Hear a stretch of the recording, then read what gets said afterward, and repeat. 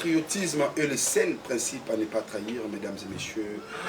Bienvenue à l'Instant Plateau. Instant Plateau est une émission qui cède ses places à toute personne qui, par sa façon de réfléchir ou d'agir, contribue au bien-être socio-économique. Donc, comprenez qu'ici, nous recevons toutes sortes de personnes, politiciens, musiciens, religieux, occultistes, mais si seulement par votre façon de faire et de voir les choses, contribue au bien-être socio-économique du pays. Donc, vous serez le ou la bienvenue ici sur ces plateaux. Il y a Instant Plateau, mesdames et messieurs. Aujourd'hui, nous avons l'honneur. Vous comprenez que nous ne sommes pas dans notre plateau habituel, on s'est un peu déplacé, hein? Donc en se déplaçant comme ça, cela prouve que la personne qu'on est venu chercher est très importante. Donc lui on l'appelle le leader Yabakinois, il s'est surnommé, j'ai bien dit, je pèse mes mots, il s'est surnommé millionnaire. Bon, en venant chez lui, on comprend que non, moi 10 fois, moi 50 fois, il ne manque pas. Comme il m'a appelé Junior Bouyibou, leader Yabakinois. Il s'est dit qu'il est apolitique, qu'il y a la politique, politique. C'est vraiment étrange. C'est vraiment étrange. Quelqu'un qui ne parle pas de la politique, c'est quelqu'un qui parle de la politique, mais c'est la politique. Pourquoi? Parce que Azala Kanaye n'a aucun parti politique, aucune réunion, il y a parti, il y a gouvernement. Hein, en tant que patriote, comme j'ai dit tantôt dans l'émission, Azala animé par la bonne foi et à aider Batou. Ce soir, cet après-midi, j'ai l'honneur de recevoir Junior Bouyibou, qui n'est plus à présenter l'émission. Les millionnaires. On va parler de tout. Avec lui, comprenez que l'émission sera vraiment lingala, histoire pour nous de toucher toutes les couches de la population à Kinshasa. Pour ne pas trop parler, j'aimerais déjà saluer l'invité. Bonjour de Junior Bouyibou. Bonjour, papa journaliste. J'espère que vous allez bien. Très très bien. Junior Bouyibou. On a la chemise à présidence. On va monter les millionnaires. Avant qu'on arrive là, d'abord, parlons de ce sujet. Avec notre invité Lelo, on va essayer de discuter sur deux points essentiels. Le premier point est par rapport à l'état actuel. Lui, il se prend pour être leader à Bakinois. Hein? État actuel, quand on dit leader à Bakinois, on sait que Aza automatiquement partisan ou collaborateur, il y a gouverneur. Gentini Bilambak, on a vu dans l'image dernièrement, à cela qui tirage, on a soutenir le gouverneur. Il y a soutenir Rafachi, ce n'est pas un problème. Il soutient automatiquement le gouverneur. Le gouverneur qui, selon nous, hein, ne fait pas bien son travail. Alors, si le gouverneur ne fait pas son travail, pourquoi Junior Bouyibou va soutenir le gouverneur? Et après, le sujet à gouverneur, on va parler avec lui, affaire Sextap. Il est en tant que leader à Bakinois. Sextap aujourd'hui est comment? Monnaie courante. Monnaie courante, il y a Bakina, tout ça. Affaire Sextap. Avec Laura Disquet, c'est des sujets. Alors, je m'avais déjà commencé le premier épisode avec M. Junior Bouyibou. M. Junior Bouyibou, selon vos évaluations. Gentili Ngobila. Après près 50 ou 4 ans un mandat. Quel est le bilan selon lui? Le bilan est déjà positif ou négatif? Bilan gouverneur de la ville, Gentili Ngobila, qui est à 60%. 60%? Oui, qui est à 60%. Voilà. Donc, c'est-à-dire que sur 24 communes, dans 50 communes, on sous-entend que travaux, ses activités, actions en tant que gouverneur. Donc, il satisfait déjà 14 communes sur les 24. Papa, le problème est Ali, bourgmestre et bazo et des gouverneurs. Bourgmestre, c'est pas trop. Mais ce sont des collaborateurs. Papa, bourgmestre, ça lit 20 ans, 15 ans. Alors, il y a un souci pour nous. Papa, est-ce que la commune a eu bourgmestre commune? Jean-Sac. Ah, patron voyou. C'est comme ça qu'on l'appelle. Ah, on l'appelle patron voyou. Un bourgmestre.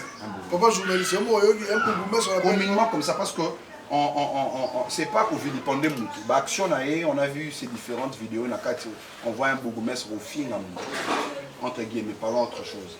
Donc continue là-dessus. Bonjour, mon bourgmestre, bon, comment la bourgmestre va passer qu'il bopette samedi, va passer la moussala. Bourgmestre va retirer ma petite confiance à Bango, on ne le bat, on ne va pas taxe. Bachango la poche qui est la poche de l'État. Mais Junior Bouyibou, après cette constatation négative, il y a ma à ce qui paraît, oui, aux arts politiques. Mais on voit toutes vos actions grandioses, gravité à l'action, popularité que tu traînes dans tes actions. Naïbi que moi, moi, on dit l'argent appelle l'argent. Yo millionnaire, tu sentiras quand on va parler, bah tchétché, bah nini, bah chemise en or. Je suis sûr que vous avez un contact avec le gouverneur. Parce que au cas déjà, moi, je suis un gouverneur, je en tant que leader avec moi, pour essayer de démontrer ton désagrément. Par rapport à mes collaborateurs qui font en sorte que l'image du gouverneur est à la atternuer. Gouverneur Ali Kino. On appelle Ali Kino, président de la République Ali Kino. Parce que ça fait 40 ans, nous on fait 40 ans chez les parents. Kino a salarié le côté, Kino aventurier, Kino a son combo salité, Kino soit bosoto, ma personne n'a pas Kino. Mais Nzambaza Malamu a tindé le président de la République. Nabiso Félix Antoine Tshisekedi. Quinoa. Quinoa, véritable quinoa. Pe Atiena Moupanzi Naye, gouverneur de la ville Nabiso Jantini Ngobila, meilleur gouverneur. Quinoa. Non, Jantini Ngobila, meilleur gouverneur. Oui, papa, meilleur gouverneur. Il est plus qu'un mec. Meilleur gouverneur, qui c'est ça? Puisque il y a mon goût. Meilleur gouverneur. Papa, je pèse mes mots. En quoi est-ce qu'il est meilleur gouverneur? Papa, meilleur gouverneur de la ville. Je pèse mes mots. Si à l'ensemble projet, Kimbo Peto, comment Kimbo Soto. Papa, en quoi est-ce qu'il est gouverneur? Papa, Kimbo Soto, on a pas ce exemple dans la ville. Et tant qu'il y a un leader avec Kinoa, dans le quartier Monsoso, la commune est limitée. Voilà. Il y comme d'habitude. Junior Bouyibou, leader, il est limité. Pas avec non, là, c'est le leader avec Kinoa. Même dans Kisensu, tu as ça la maman bon sapo. Là où on a ma tête, dans les ma tête. Là où ça va sport, comme on connaît Junior Bouyibou, Kinoa. Aucune action. Papa. Aucune action. Même sur ton avenir. Ceux qui le aujourd'hui sur ton avenir, parce que moi, non, j'ai un cola. Mais aucune action. Même pas banderole. Papa, dans les mains, c'est ma mobile. Exemple par rapport à ça. Parce que pas toutes les actions sont en direct dans la télévision. Papa. Plus de 50 chaînes. Force, il y a communication. Papa, quelle est la liste Moulin? Il y a ma maman dernièrement à l'hôpital. Voilà sa caméra. Tes caméras, c'est avec l'image. Sa caméra. Non, l'image. Est-ce que vous savez que vous êtes populaire dans le pays? Oui, dans le populaire, dans Kisasa, les marate Kisasa. Bon, généralement. Les maris peuvent se Kuna Moutolo. Bon, on va arriver là. Revenons d'abord au Jantini Ngobila. Oyo, on a quitté le Kimbos. Bon, je vais l'expliquer. Bana Mososo. Quartier Mososo, la commune est limitée. Il y a un hôtel à Gananda. Il y a un leader de Bisso, Kinoa, Junior Bouyibou. Ça fait 17 ans. Tu as un problème. Il y a Maï. Batu bakibi, batu bakufi, bandaku, ebukani.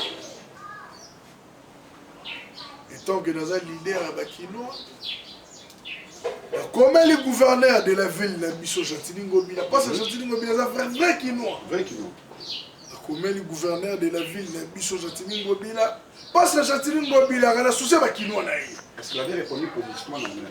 Aujourd'hui, comment les gouverneurs de la ville de Bisso Jantini Ngobila, après 3 jours, gouverneur de la ville de Bakino, ça fait 17 ans dans mon soso. Mais il est gouverneur. Qu'est-ce qui manquait qu'au lieu d'un individu comme Junior Bouyibou le millionnaire? Non, papa, non, bien. C'est le travail. C'est pour mon travail. Bougoumasse, c'est le métier. Ni un gouverneur. Papa, c'est le travail. Bougoumasse, on peut se rapporter pas gouverneur. Gouverneur a embêté, pourquoi la maintenant, si les bourgmestres en question, Bazo est des gouverneurs, vous ne voyez pas que Bazo contribuer à l'image négative du gouverneur. Aujourd'hui, Junior Bouyibou, le millionnaire, est tenté de prôner. Il y a un Kinoa Nyoso aussi qui a un lit. Ce qui a moni la commune, il y a un Moussala et Rosala Mabiente. À sa pétition. Personne soulèvement, papa gouverneur Kolongola na Moussala. Ah, gouverneur Kolongola na Moussala. C'est bien, mais il y a contradiction à ma Les gens qui devaient aider le gouverneur à ça bien, ce sont des bourgmestres. Maintenant, qu'est-ce qui te fait dire que le 60% si, ah, M. Junior Bouyibou, yo, au Vandaka un quartier résidentiel. Mais chez toi, résidentiellement, en voyant chez toi, là au Vandaka, un quartier au Vandaka, tu es dans un bon quartier, il y a pas bourgeois. Mais M. Junior Bouyibou, comment dire qui sont sous les tu le sais bien, en tant qu'un Kinois. Est-ce que comment déjà na badiadi na papa, na koli na lemba papa. N'arrive là. La sakali na main ya pose fi. Hein? La sakali papa. Comment est-ce que papa la sakali papa. La sakali na main ya pose fi. Il n'y a pas du courant. Vous avez papa, pose fi ezali yo. Qui c'est ça? Elle qui c'est ça? La sakali na wenza kale. Mais wenza kale jusqu'aujourd'hui c'est le même. Il y a la même réalité. Ozolanda papa. Il y a la même réalité. La sali jido na église Saint-Benoît. Elle est la commune. Ozolanda papa. La sali makamunanga. Otani pe na Saint-Éric. La tangi pe na Saint-Éric. La tangi na Saint-Théo. La tangi pe na Mokengeli. Mais na sakani pe na maya detio. Mais maya detio. Ouais, c'est pas grave. C'est pas grave. C'est pas grave. C'est pas grave. Mais le problème, c'est que Junior Bouyibou. Aujourd'hui, on voit Junior Bouyibou.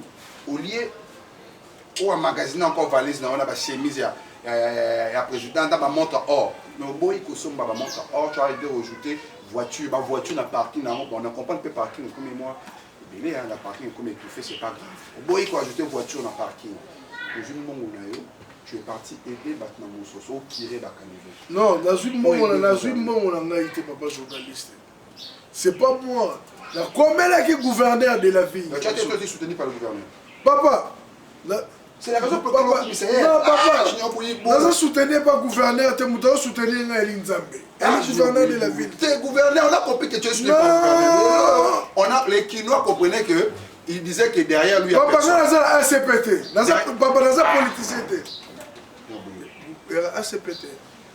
ACP. Dans la ACPT.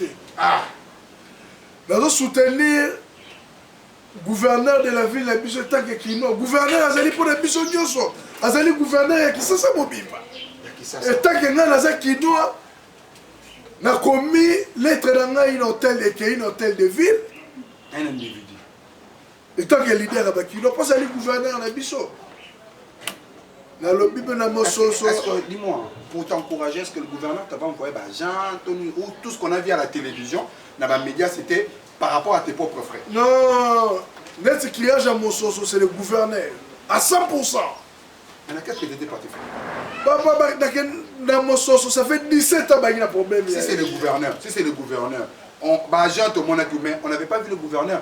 On n'a même pas vu conseiller gouverneur. On a Junior Bouyibou. Nali leader à Bakino. Junior Bouyibou leader à Bakino. Il faut ça beaucoup c'est même il fallait ça là yango. Non la moli ça fait 17 ans. Na ina mososo ba il y a problème mai. Ba ndeko bukani. Batu ba kimi, batu ba kufi. Ba yo tela ngai. Ba érosion. Na kepa gouverneur na sali mukanda. Na ebisi papa mokonzi ya ville ya Kinshasa bakino na wala mososo bali kokufa. Etangi ali mokonzi ya Kinshasa aye na secours na bango atindi banja et akosala kirage. Et c'est fait. Lelo na mososo bali sur le problème ya kozinda lisusu te. Grâce au gouverneur de la ville ya Toucha-Zilingo. Maintenant d'après vous, ça prouve que tu es en bon terme. Pour ne pas dire en bonne relation dans le gouverneur. Mais après ouverture, tu création à parti politique, on n'a pas vu Junior Bouyibou. Donc ça prouve encore que tu es politique, c'est encore une bonne chose. Maintenant, Lélo, quelle est la relation soit terme dans le gouverneur? Non, gouverneur Ali Mokonzi Kisasa. Relation, hein, de façon particulière. Est-ce qu'il encourage Bakti aux ça là? Parce qu'il n'est qu'un aveugle ou un Junior Bouyibou ou un sou. C'est-à-dire quoi? Tout Kinois aujourd'hui, hein, il est difficile que pour les cas, tu ne puisses pas y aller à Junior Bouyibou. Moi personnellement, j'ai subi popularité à Junior Bouyibou. À chaque fois que je prends un Junior Bouyibou, j'ai subi sa popularité. Ah, Junior Bouyibou! Il y a des gens qui critiquent, il y a des gens qui parlent de Dieu. Comme dans la vie, on ne peut pas plaire à tout le monde. Plaire à tout le monde, c'est plaire à n'importe qui. Le Junior Bouyibou, après toutes les actions que tu as fondées, toutes les actions au salaire, quelle est la relation à nous particulièrement dans le gouvernement? Est-ce qu'il a encouragé, ou soit il est d'accord? Non, gouverneur Ali Kinois. Biso to Ali on a pour la chef de l'État, gouverneur de la ville. Plus autre ali ko mona makambo ali bien te. To ali ko belela net siko na ko belela. Ba bourgmestre ba ko sala musala bien. Combien de bourgmestres? Parce que depuis on était grand là bourgmestre. Combien de bourgmestres? Papa, quel temps là ba commune papa? Toi aux ali journaliste. Quel est la commune? Moi je peux te citer hein. Papa, pour le où je suis, Jean Sakapoli. Sinon, Lemba Cyprien Lemba Salon. Apparemment, les voulu, ce n'est pas Lemba. Si on arrive dans la commune, il y a Kalam, chez le gouverneur ou chez le bourgmestre le plus célèbre, celui qui a traîné le plus, juste devant maison communale de victoire, c'est la mère. Maintenant, dis-toi, au lobby 60%. Bon, critiquer. Quels sont les bourgmestres selon eux? Papa, on a eu la gouverneur de la ville, Jatini Ngobila. Alors, on a beaucoup de gens qui sont bourgmestre. Dans tous les 24 bourgmestres. Alors, on a beaucoup de gens qui sont bourgmestre. Même celui à limité. Bali ça, papa. Papa, papa. Bali ça, papa. On a une caméra. J'ai vu ton quartier. Toi qui es là, awa. Na paka Juma. Toi qui es là, awa, na Mumbele. Toi qui es là, na Mososo. Ah, Junior Bouyibou. Mais on vous entend parler apparemment pour parler un peu comme un Quinois. C'est un Quinois, papa. Tu veux devenir vraiment soit bourgmestre. Non, papa, on est dans un leader avec Quinois. Mais en voyant chez toi à la maison, tu n'as rien envié à bourgmestre. Je n'ai rien envié à bourgmestre. Je n'ai envié bourgmestre. Je n'ai envié bourgmestre. Je n'ai soutenir le chef de l'État, le gouverneur de Biso Jatini. Avant, il y a qui aussi m'a fâché beaucoup. Maintenant, je pense que le commis Jatini Mobile. Non, papa, tu aussi m'a fâché parce que Fachi est le leader de Biso. Fachi est le président Mboka. Il est leader, mais il n'est pas un bon président. Non, il est président Mboka. Il est président Congo. Pe Achena Mupanzi Naye, meilleur gouverneur de la ville. C'est Junior Bouyibou. Jatini Ngobila. Si seulement ça dépendait que de moi, on va finir l'émission à faire. Papa, Jatini Ngobila, c'est le meilleur gouverneur de la ville. Ah, puisqu'il y a un autre Kimbuta. Meilleur goût, papa, l'idée, papa. Qui nous a véritable, qui nous solo. De qui t'as ça de beau péton à bosso? Papa, n'a l'objet. Jatini Ngobila, ça couille avec qui ça t'es? Papa, Moutali n'a souci avec papa. Même mon confrère Scotty, papa me confie. Papa, Moutali n'a souci avec papa. Imaginez-vous que dans Kalamou, bourgmestre, il n'a gouverné à Malekaka. À peine maison. Papa, dans le lobby, hein. Victoire. Papa, dans le lobby. Baka Bougno, c'est un criminel gouverneur de la ville. Tu peux pas dire Bakino. Papa, même la zone, c'est la vérité. Besoin de criminel, papa, Jatini Ngobila, Pamba. Il y a bourgmestre. Parce qu'il y a réussi déjà le premier projet Kimbo. Papa, il n'a même pas réussi Kimbo Peto. Papa, Kimbo Peto, il faut accompagner le projet en Ezalinen. Et il y a bourgmestre. Papa, il y a moyen de la commune. Bourgmestre, c'est pas trop. Bourgmestre, il y a un maman bon à Wenze. Après un bon à Wenze. Samedi, il y a un salon dans la commune. Il y a un autre qui s'est il y a un senga na bakinois na commune na yo moni bourgmestre ko sala musala bien te sala pétition sala soulèvement peut pas gouverneur longola na musala. J'ai compris que dans Makambo, même si on posait 1000 questions, tu ne vas pas changer la vie. Si quelqu'un a la même avis. Non, papa, tu as l'idée sous papa. Tu as l'idée sous ceux qui savent ça, papa. Qui t'a ça? Non, n'a pas terminé qui savent ça. Tu as l'idée sous ceux qui savent ça. On comprend que tu vas rester avec Kinshasa. Maintenant, on va changer. Yo, en tant que leader avec nous, on est là, il y a 100, mais selon moi, 20%. Il y a un mobile. Moi, je vais rester comme ça, quel que soit tes propos. Pendant quelques minutes, Junior Bouyibou, leader de Bakino, nous sommes arrivés à la fin. Leader de Bakino, Junior Bouyibou, affaire sexta pour Kinshasa. On a compris que ce sont des religieux qui nous éloignent de Dieu. Pendant quelques minutes, en tant que leader à Bakino, comment as-tu réussi à faire en gros? Papa, bali ko finisa Nzambe. Chrétien de Dieu. Ngai na li catholique, bali ko finisa Nzambe papa. Biso toyebi bato ya Nzambe, bali bato bosoto te. Lelo la kisi geno kuna bakendaki ne ko luka mbongo. Bali na ezaki kop kayu. Ake kayu. amoni abundi esimbi te yango ayeke na nzela ya nzambe. En plus, non seulement Caillou, et comme secteur ou piste ya kozwa basi ya bato. Mais c'est bamana bi est-ce que nalobi est-ce que vi na ye bandi lelo mambo kozwa basi ya bato bandi lelo to. Ataki kino parce que je sais que na babakala na kino ya solo solo na botemi ya kisasa na koli ya kisasa. Na tangi na kisasa. Bakunda mutolo na ngana kisasa. Même ceux qui n'a pas tozonga na okena. Na kenda na zonga ka papa. Na vanda na poto te na vanda na kisasa. Mais na kitsa parce que tu as des moyens. On a des moyens. Dans un kinois, peu ba moyen on a zonga na kisasa. Na zonga na poto te. Na zonga na poto te na zonga na kisasa. Bon, on a appris, on a compris par sa façon Yakoloba que c'est un quinois, ça vaut pas la peine ou ça vaut plus la peine pour rappeler Bino sans c'est quinoiserie naïe. C'est un quinois, c'est quelqu'un que nous connaissons bien. Et aujourd'hui, vous le voyez dans différents médias parler et avec un seul objectif, pour transmettre le patriotisme dans le quinois. C'est-à-dire quoi? Reconnaître non nous, pour réveiller valeur ya quinois, reconnaître l'importance ya quinois. C'est pas pour rien qu'il soutient rapidement, plus facilement les présidents Tshisekedi, le meilleur gouverneur selon Yé. Selon Yé, Junior Bouyibou. Alors, Junior Bouyibou, nous sommes arrivés vraiment à la fin de cette émission. Quel est le dernier message qu'on peut ça? La royebisa, la population, ya Kisasa, oye komi ngongo ya kosimba Fachi pe Rububaye. Parce que Fachi, ali leader na biso, mais ali président ya Congo. Tata, mama, elenge, tomo mafachi na motema. Eloko na kosenga yango wana, tomo mafachi na motema. Pe na koyebisa na bakinois, soki omoni na commune na yo, makambo eli kotambola bien te, sans la pétition, sans le soulèvement, papa gouverneur a kolongo na bourgmestre wana na musala. Mesdames et messieurs, voilà, c'est par ces messages cruants, c'est par ces messages patriotiques que nous mettons fin à cette émission. Merci de nous avoir suivis. Nous avons eu l'honneur de recevoir pour vous Junior Bouyibou, communément appelé leader avec un millionnaire. C'est facile à comprendre, moi, ma montre or, on a ma chemise tout le jour, car moi formé. Mais deux fois, il s'est sacrifié pour ça, ma montre or, chemise il y a Versace, mais à chaque moment, on est à poche pour aider les gens. Il dit qu'il est à politique. Et je vous demande de le soutenir, moi personnellement, entre les lames de temps de choses à dire, je vous demande de le soutenir. Vous pouvez suivre cette émission sur Safety Télévision, la chaîne Mira TV sur YouTube. Et c'était un grand plaisir pour moi, entre deux les cas, et d'avoir animé, monsieur. D'ici là, portez-vous bien, nous vous amourons. Ciao.